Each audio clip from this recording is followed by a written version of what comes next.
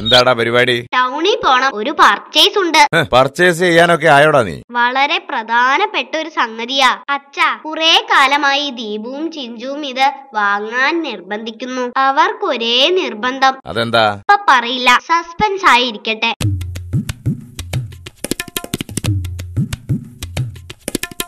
എന്താടാ? ഒന്നുമില്ല, പുതിയ കടയാ അല്ലേ? പുതിയതാ. എന്തേ ഇങ്ങനെയാണോ ചേട്ടാ പുതിയ കസ്റ്റമേഴ്സിനോടൊക്കെ പെരുമാറുന്നേ? നീ അധികം കിടന്ന് കളിച്ചാ ഞാൻ നല്ലവണ്ണം അങ്ങ് പെരുമാറും. എന്റെ ചേട്ടാ ഇങ്ങനെ ചൂടാവല്ലേ, ചേട്ടൻ പുതിയ ആളാണല്ലേ. അത്ര പുതിയതല്ല, വന്നിട്ട് 10-45 കൊല്ലമായി. ഓ തമാശ തമാശ. ഹൗ, ചേട്ടന് സെൻസ് ഓഫ് ഹ്യൂമർ ഉണ്ടല്ലേ? ഇല്ല, കുറച്ച് ഷുഗർ ഉണ്ട്. പിന്നെയും തമാശ. ഞാനൊന്ന് ചോദിക്കട്ടെ, നീ സാധനം വാങ്ങാൻ വന്നത് തന്നെയാണോ? പിന്നല്ലാതെ ചേട്ടാ, എനിക്ക് പുതിയൊരു ടൂത്ത് ബ്രഷ് വേണം, പല്ല് തേക്കാൻ. ഏത് കമ്പനിയുടെ വേണം? കമ്പനി ഏതായാലും ബ്രഷ് നന്നായാ മതി. നീ ആള് കൊള്ളാലോ. പിന്നെ ഞാൻ സൂപ്പർ അല്ലേ ചേട്ടാ, ബ്രഷ് പെട്ടെന്നതാ. എന്താ എത്ര തിരക്ക്? ചേട്ടൻ അറിയോ, എന്റെ പഴയ ബ്രഷിന്റെ 2 നാര് വീണുപോയി. അതല്ലേ പുതിയത് വാങ്ങാൻ തീരുമാനിച്ചത്. എന്ത് 2 നാര് വീണു പോയതിന് ആരെങ്കിലും പുതിയ ബ്രഷ് മേടിക്കുവാടാ? ധാരാളി. എന്റെ ചേട്ടാ, എന്റെ ബ്രഷിലേ 2 ആഴ്ചയായി ആകെ 2 നാരേ ഉണ്ടായിരുന്നല്ലോ. ഇന്നലെ അവസാന നാരും പോയി ചേട്ടാ. എടാ ചിൻഡു, നീ ഇനി ആരെക്കൊണ്ടോ ഒന്നും പറയിപ്പിക്കരുത്, കേട്ടല്ലോ? ഇല്ലമ്മേ, ഞാൻ പറയിപ്പിക്കില്ല. മോൻ നല്ല മോനായിട്ട് വളരണം. നമ്മുടെ അച്ഛനെ കണ്ടില്ലേ, അച്ഛനെ പോലെ ആവണം മോൻ. ശരിയാ, എന്റെ അച്ഛന് നല്ല സ്വഭാവമാ. അച്ഛന്റെ കൂടെ പുറത്തോട്ട് പോകുമ്പോഴാ എനിക്കത് ബോധ്യമായിട്ടുള്ളത്. ഓ, അച്ഛൻ നിനക്ക് ഐസ്ക്രീം വാങ്ങി തരുന്നതുകൊണ്ടായിരിക്കും. മോനെ ചിൻഡു, എപ്പോഴും നമ്മൾ നല്ല കാര്യങ്ങൾ മാത്രമേ ചെയ്യാൻ പാടുള്ളൂ. നന്മ ചെയ്താൽ സ്വർഗത്തിൽ പോവാം, തിന്മ ചെയ്താൽ നരകത്തിൽ പോകാം. അപ്പൊ പാർക്കിൽ പോകാൻ എന്ത് ചെയ്യണം അമ്മേ? ഞാൻ അനുസരിക്കാറുണ്ട്. കള്ളം പറഞ്ഞാലുണ്ടല്ലോ. എന്നിട്ടാണോടാ മഴ നനയരുതെന്ന് പറഞ്ഞിട്ട് നീ ഇന്നലെ പെയ്ത മഴ മുഴുവൻ കൊണ്ടത്? അത് ടീച്ചർ പറഞ്ഞല്ലോ, മഴവെള്ളം പാഴാക്കരുതെന്ന്. അതുകൊണ്ടാ ഞാൻ മഴയിൽ കുളിച്ചത്, അല്ലാതെ മഴയിൽ കളിച്ചതല്ല. ഓ, ഈ അമ്മയുടെ ഒരു കാര്യം. മോനെ ചിൻഡു, നീ നന്നാവാൻ വേണ്ടിയല്ലേ അമ്മ ഇത്രയൊക്കെ പറഞ്ഞത്. നീ നല്ല ബുദ്ധിയുള്ള കുട്ടിയായിട്ട് വളരണം. എനിക്ക് ബുദ്ധി ഉണ്ടല്ലോ. എങ്കിൽ ഞാനൊരു ചോദ്യം ചോദിക്കട്ടെ, നിനക്ക് ബുദ്ധി ഉണ്ടോന്നൊന്ന് പരീക്ഷിക്കണല്ലോ. അമ്മ എന്ത് ചോദ്യം വേണേലും ചോദിച്ചോ. പല്ലില്ലാത്ത നായ നിന്നെ കടിച്ചു എന്നിരിക്കട്ടെ, നീ എന്ത് ചെയ്യും? സൂചിയില്ലാത്ത ഇഞ്ചക്ഷൻ വെക്കും. എടാ, നീ ഞാൻ കരുതിയ പോലെ ഒന്നല്ല, അത്യാവശ്യം ബുദ്ധിയൊക്കെ ഉണ്ട്. വല്ലത് തരണേ, ആരോരും ഇല്ലാത്ത പാവാണ്. ചിൻഡു, ദേ ഒരു പിച്ചക്കാരൻ, നീ വല്ല ചില്ലറ എടുത്തു കൊടുത്തേ. പിച്ചക്കാരൻ ചേട്ടാ, എന്തൊക്കെയുണ്ട് വിശേഷം? സുഖമാണോ? എന്ത് സുഖം മോനെ, അങ്ങനെ ജീവിച്ചു പോകുന്നു. മോനെ, അപ്പുറത്തെ വീട്ടുകാർ എനിക്ക് വയറ് നിറയെ കോഴി ബിരിയാണി തന്നു. അതിന്റെ അപ്പുറത്തെ വീട്ടുകാര് ചായയും പലഹാരവും തന്നു. ഈ വീട്ടിൽ നിന്ന് മോനും എന്തെങ്കിലും തരണം. അതിനെന്താ, തരാലോ. എന്റെ മോനായതുകൊണ്ട് പറയല്ലോ, നല്ല മനസ്സാ. അപ്പൊ വരും. ഇതെന്താ, ഗുളികയോ? അതെ, ഇത് കഴിച്ചോളൂ, ദഹനത്തിനുള്ളതാ. പിന്നെ വെയിറ്റാടാ. ഞാൻ ഇന്ന് രാവിലെ 8 ഇഡ്ലിയും 2 ഗ്ലാസ് പാലും മാത്രമേ കഴിച്ചുള്ളൂ. അയ്യോ, അത്രേ കഴിച്ചുള്ളൂ? കണ്ടാ പറയില്ല കേട്ടോ, പാവം. സത്യം. നിന്റെ ഒരു തമാശ. നമ്മളിപ്പോ ഉത്സവപ്പറമ്പ് എത്താറായി. അവിടെ എത്തിയാ ചുമ്മാ വായി നോക്കി നിക്കരുത് കേട്ടോ. എന്നാ പിന്നെ ഞാൻ നിന്റെ കൂടെ ഇല്ല.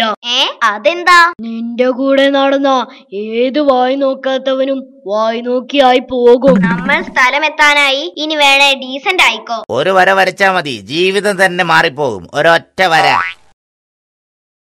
എടാ, നമുക്കൊന്ന് പോയി നോക്കിയാലോ? എന്റെ ഈ ഉണക്ക ജീവിതം മാറി ഞാൻ വല്ല അനിലംബാനി ആയാലോ? ചേട്ടാ, ഇതിനെന്താ വില? കേവലം 10 രൂപ. ഒരൊറ്റ വര കൊണ്ട് ജീവിതം തന്നെ മാറും. വരൂ, വെറും 10 രൂപ മാത്രം. തറയിലോ? തറയില് വരച്ച എങ്ങനെ എന്റെ ജീവിതം മാറുക? മോന്റെ ജീവിതം മാറ്റി വരയ്ക്കാനുള്ള ചോക്കല്ല ഇത്. പിന്നെ?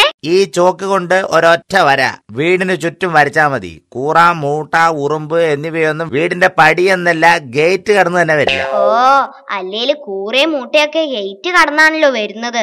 ഇയാള് ഇത് എവിടുന്ന് വന്നു? വെറുതെ മനുഷ്യനെ കൊതിപ്പിച്ചു.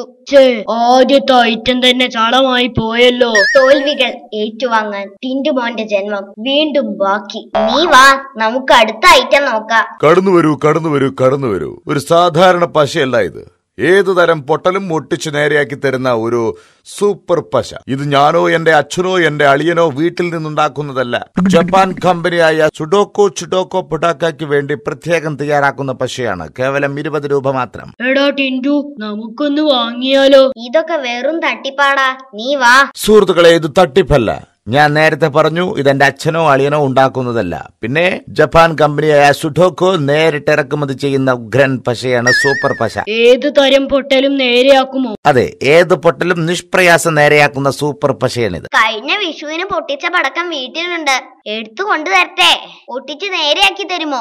അങ്ങനെയാണെങ്കിൽ അടുത്ത വിഷുവിനും അത് തന്നെ ഒന്നുകൂടി പൊട്ടിക്കാലോ. പൊട്ടിയ പടക്കം ഒട്ടിക്കുന്ന ഒരു പശയും ജപ്പാനിലെ ഒരു സായിപ്പും കണ്ടുപിടിച്ചിട്ടില്ല. പൊട്ടിയ മറ്റെന്തോ ഒട്ടിക്കും. പൊട്ടിയത് എന്തും ഒട്ടിച്ച് നേരെയാക്കി തരുമോ? പൊട്ടിയ പടക്കം ഒഴികെ വേറെ എന്തും ഒട്ടിച്ച് നേരെയാക്കി തരുന്ന സൂപ്പർ പശയായത്. എങ്കി കഴിഞ്ഞ പരീക്ഷയ്ക്ക് ഞാൻ 8 നിലയിലാ പൊട്ടിയത്.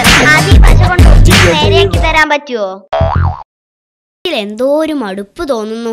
ആദ്യം ഒരു വൈക്ലഭ്യം. നീ എന്താ ബുദ്ധിജീവിയായോ? അതല്ലടാ, നീ നോക്ക്.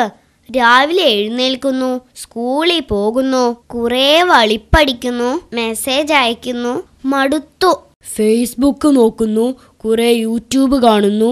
ശരിയാ, ഒരു തരം മടുപ്പ്. ഞാനാണെങ്കി കുറെ തെറ്റുകളും ചെയ്തു കൂട്ടുന്നു. എടാ, നീ അറിഞ്ഞോ, ഒരു സ്വാമി ഇറങ്ങിയിട്ടുണ്ട്. പുലി ഇറങ്ങിയിട്ടുണ്ട് എന്ന് പറയുന്നത് പോലെയാണല്ലോടാ. ഈ സ്വാമിയും ആളൊരു പുലിയാണടാ. ഇയോട് നമുക്ക് നമ്മൾ ചെയ്ത എല്ലാ തെറ്റുകുറ്റങ്ങളും ഏറ്റു പറയാം. പുള്ളി അതെല്ലാം നേരിട്ട് ദൈവത്തോട് പറഞ്ഞ് നമ്മളെ ക്ഷമിക്കാൻ പറയും. പുള്ളിക്ക് ദൈവവുമായിട്ട് നേരെ ഡീലിങ്സ് ആയിരിക്കുമല്ലേ? നമ്മൾ പ്രാർത്ഥിച്ചാൽ ദൈവം കേൾക്കണമെന്നില്ല, പുള്ളി പ്രാർത്ഥിച്ചാൽ കേൾക്കും. എന്നാ സ്വാമിയെ കണ്ടിട്ട് തന്നെ കാര്യം. തെറ്റുകൾ ഓരോന്നേറ്റു പറയണം. എന്താ വത്സ, മുഖത്തൊരു മ്ലാനത? പറയൂ. വത്സനല്ല സ്വാമി, എന്റെ പേര് ടിൻറ്റുമോൻ എന്നാ. എന്റെ ഈ കൊച്ചു ജീവിതത്തിൽ ഞാൻ ഒരുപാട് തെറ്റുകൾ ചെയ്തു കൂട്ടിയിട്ടുണ്ട്. എനിക്ക് മാപ്പ് തരണം. വത്സ, നീ ചെയ്ത തെറ്റുകൾ എന്തൊക്കെയാണെന്ന് ഏറ്റു പറയൂ.